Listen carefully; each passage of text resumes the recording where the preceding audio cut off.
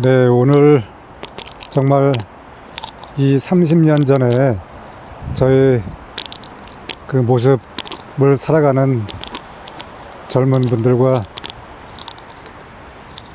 여러 가지 인생의 성공이 무엇인가, 나만의 콘텐츠를 어떻게 만들어야 할 것인가, 내가 가장 힘들 때 어떻게 그 힘든 순간을 이겨내야 할 것인가 등등 많은 그 무거운 질문들을 갖고 1시간 정도 인터뷰를 했는데, 인터뷰를 마치고 이렇게 산책을 나오니까 저도 참 마음이 먹먹해지더라고요. 한편으로는 저야 이제 그 힘겨웠던 그 가장 인생의 골든타임 30년을 이제 다 마치고 새로운 길을 걸어가기 때문에 저의 앞으로 30년도 먹먹하지만, 이 코로나로 어려운 시기에, 그리고 갈수록 세상이 각박해지고 세상의 모든 변화는 급속해지는 이러한 상황에서 이 젊은이들이 앞으로 어떻게 살아가야 될까에 대해서 이야기를 함께 나누었습니다. 결론은 이렇게 이야기를 했습니다. 그 어느 때 어느 시기도 한 번도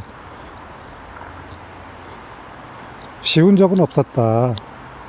다 어려운 시기가 있었다. 뭐 요즘 세상에 정말 팬데믹, 정말 이 코로나 같은 게 없었다고 하는데, 그렇지만 항상 우리는 그 어려운 순간을 준비를 해야 합니다.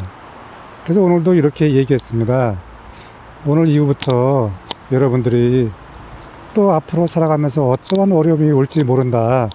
그래서 성경의 요셉이 7년 가뭄을 대비해서 매년 10% 20%씩 저축을 했듯이, 여러분들도 쓸 때 좀 덜 쓰고 이렇게 좀 작은 돈이라도 모아놓으면은 똑같은 어려움이 왔을 때 내가 덜 어려워질 수 있다, 이렇게 좀 말씀을 좀 드렸고요. 그리고 살아가면서 남의 눈치를 많이 보지 말아라. 남의 눈치를 보지 말고 오직 나의 처한 상황과 나의 그 앞으로 나아갈 방향, 이런 것에 대해서 좀 집중을 하는 게 좋겠다. 남이 어떻게 했다, 이러한 남의 얘기를 참 많이 하는 것이 우리 습성인데, 나의 이야기도 하기 바빠 죽겠는데 남의 이야기 할 필요가 뭐가 있겠습니까? 그래서 세월이 지나고 나면은 나의 이야기를 할 수 있는 그러한 많은 소재들을 만들기 위해서, 비록 내가 처한 상황이 참 힘들고, 또 어느 분은 내가 현재 직장을 다니고 있는데 이 직장을 계속 다니는 게 좋으냐, 아니면은 요즘 또 1인 기업가들이 많이 나오니까 1인 기업가의 길을 가는 게 좋으냐, 이런 갈등에 처해 있고, 또 어느 분은 좀 힘들어서 쉬고 있는 분도 있고, 참 정말 우리 대한민국에 많은 그러한 부류에 속한 이러한 젊은 분들을 인터뷰를 하고 나니까 저도 좀 마음이 좀 한편으로는 편치는 않았지만, 하지만 저는 결론은 이렇게 얘기했습니다. 시간은 주어진 것이 한정적이고 누구도 나를 기다려 주지 않는다.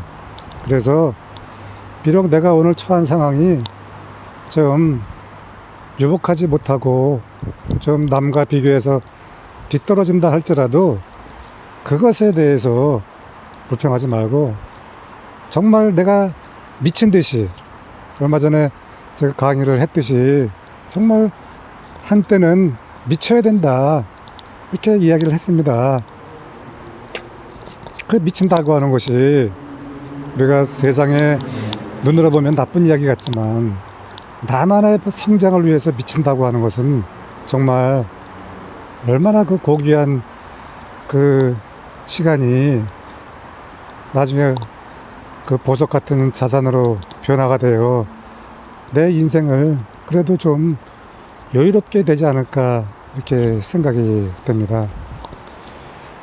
누구나 정말 우리가 그 어느 시대보다 어려운 시대를 살아가는데 그 어려운 시대가 세월이 또 이렇게 지나다 보면은 그 어려운 시절이 분명히 무언가 그 세월이 지난 시점 그 시점에서 분명히 우리를 더 좋고 아름다운 모습으로 분명히 바뀌는 그러한 오히려 역전의 기회가 될 것이라고 저는 믿어 의심치 않습니다. 여러분 우리 모두 같이 힘내시기 바랍니다. 감사합니다.